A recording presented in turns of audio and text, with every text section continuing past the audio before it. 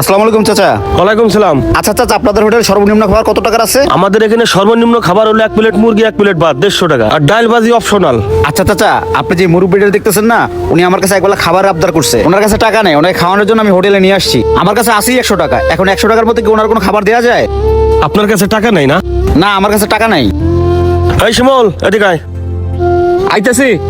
বলেন মহাজন। শিমুল, ওনার কাছে টাকা নাই, ওনার কাছে 100 টাকা আছে। 1 প্লেট মুরগির মাংস দে, আর ভাত যে কয় প্লেট খাইতে গে যান, আপনারা টেবিলে বসেন যান। চাচা আসেন।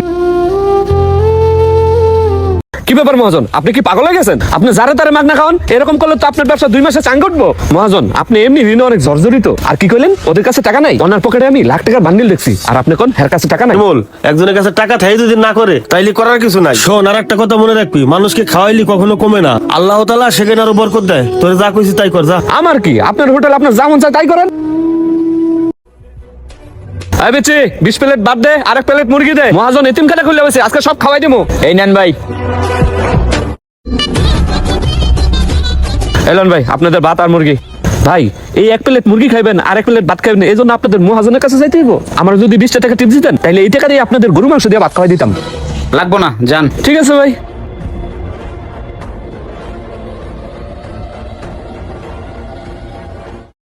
চাচা খান।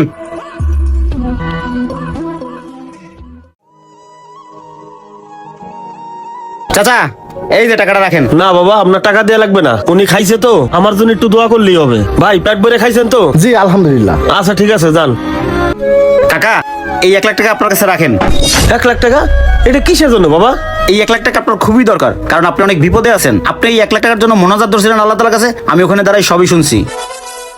এই চাচা, 6 মাস আগে আব্বার কাছে আপনি 1 লাখ টাকা নিছেন। কি করছেন না করছেন তা আমি জানি না। আব্বা এখন পাঠাইছে টাকার লাগা। আজকে দিনের মধ্যে আপনি যদি টাকা না দেন, কালকে আমি হোটেল মোটেল দখল করবো। পরে চাচা মাসা মানবো না। চাচা মনে রেখো, সময় কিন্তু একদিন। এই নাদিম চল। হ্যালো।